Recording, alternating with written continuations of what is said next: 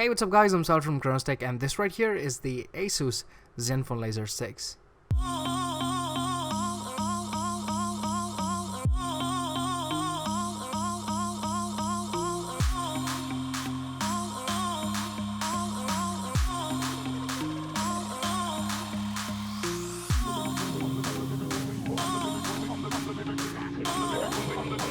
So there are a ton of Zenfones out there. What does this one do? Let's find out. This ASUS Zenfone laser is the ZE601KL version, basically like the top-end Zenfone laser model. So let's start with the hardware.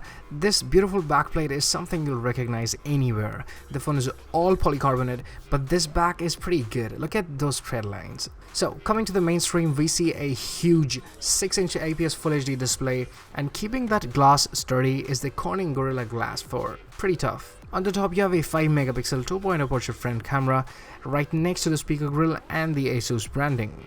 On the bottom you have the back, home and recents button. Right below that you see the micro USB charging port and the primary microphone.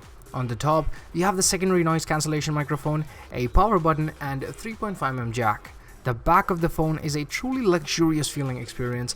I really like the red color on this one, although I'm not really a big fan of the red color, but this is something I'd probably put my money on if I chose to buy this phone. The back of the phone boasts a 13-megapixel camera with an ultra-sharp autofocus sensor and a dual-tone dual LED flash for better pictures right next to the volume button, followed by the ASUS logo.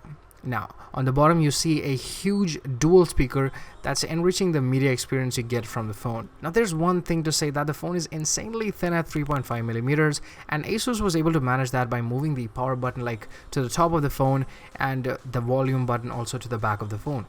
In terms of ergonomics, the phone doesn't score much for me because of the same thing. The power and the back button being on different places kind of breaks the game for me, although it all does look really beautiful, but the phone is a bit too large to be used like that. The grinded finish on the back is really refined and gives you a real sense of luxury without the use of metal, so this is probably the first phone, I guess, which I would like without metal and kind of looks good. At 6.0 inches, the phone is a pretty huge device to be held with just one hand. It's in no way a single-handed device, and I have pretty big hands myself, and I still struggled with the screen. The screen isn't only big, but it's actually pretty wide too from the sides, although ASUS has done a brilliant job with the bezels, and the phone has a more like screen to body ratio with, I guess it's 72%, and you can really enjoy the big screen for all your media consumption. 200 use of the screen really makes up for a pretty good experience if that's what you plan on doing. And in terms of browsing content, you would love to use this phone on a day-to-day stuff, giving you a large screen that actually enriches, the kind of content you see. Now, talking about the screen, the massive 6-inch screen is a pretty good display.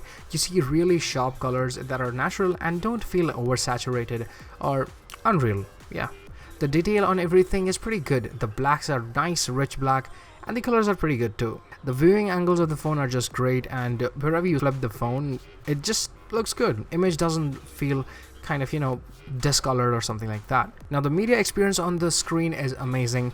Thanks to the huge screen, you get a lot of space, and you love watching videos, movies, TV series, God knows what all the good stuff, backed up by the amazing sounding speaker at the back. The performance of the phone is decent, and it easily handles switching between apps, executing multiple apps back to back, and there is almost no lag. Almost. If you do get stuck once in a while doing something, then just hit that RAM booster and you're all set.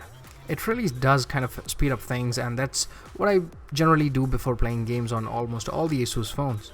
Talking about games, the phone has a Snapdragon 616 chip along with 3GB of RAM and an Adreno 405 GPU. The phone performs pretty decent. It takes like the average games pretty easily, like Traffic Rider, Cross a Road, Leo's Fortune, and heck, even Real Racing and GD Racing too.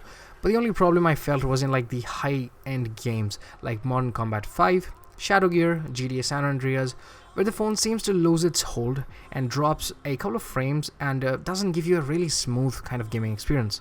And that's only at times, not always. So the extra large screen feels pretty good for gaming because you have so much of area in front of you to interact with. Now the same frame drops that I talked about could also be seen in the Antutu and a couple of other benchmarks too. The phone had a pretty tough time dealing with it. On Antutu the phone scored roughly 34,000, which is a bit low. Now while gaming and intensely benchmarking the phone, the temperature rose to roughly 40 to 43 degrees Celsius, but I couldn't feel any heat on the back. The phone was as good as I picked up when I was on the rest. The polycarbonate polycarbonate backs really helps up in doing all this.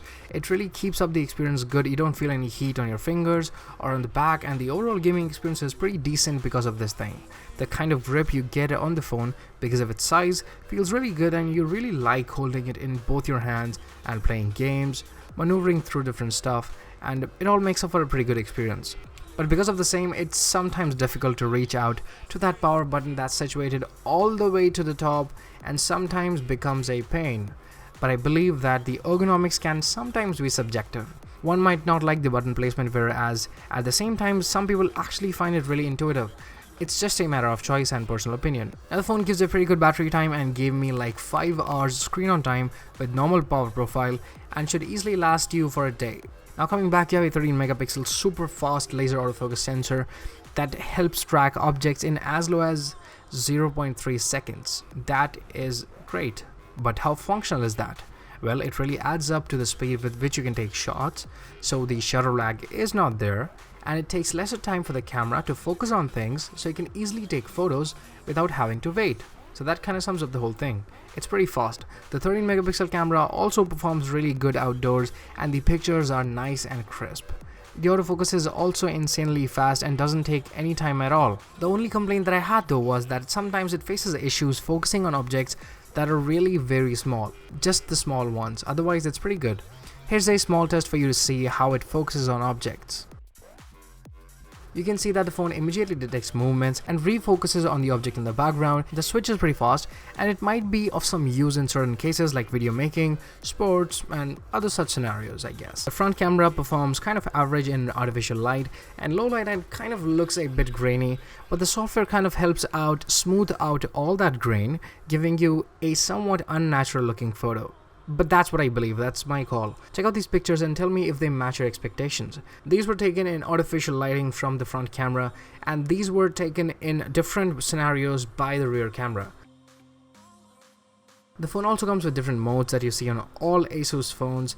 There's effects that you can choose from. So summing everything up, the screen's good, the size is a little bit big, performance is average, camera's pretty fast, and the pictures are decent. All round up, it makes for a pretty good phone depending on what you need.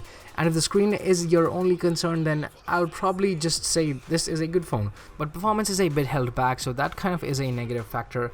And that pretty much sums up in video, guys. I hope you liked the video. If there's anything you want to ask, then you can always leave that in the comment section down below. I try to answer as much comments as I can. And don't forget to check out the other videos on my channel and like the video, guys. Come on, that really helps, you know. And if you took a special liking to the content, then subscribe to my channel and stay around, and I'll keep you updated with all things tech. Bye bye. I could do this all day, I could do this all night.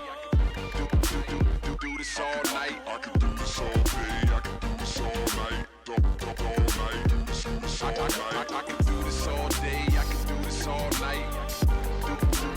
Do this all night. I could do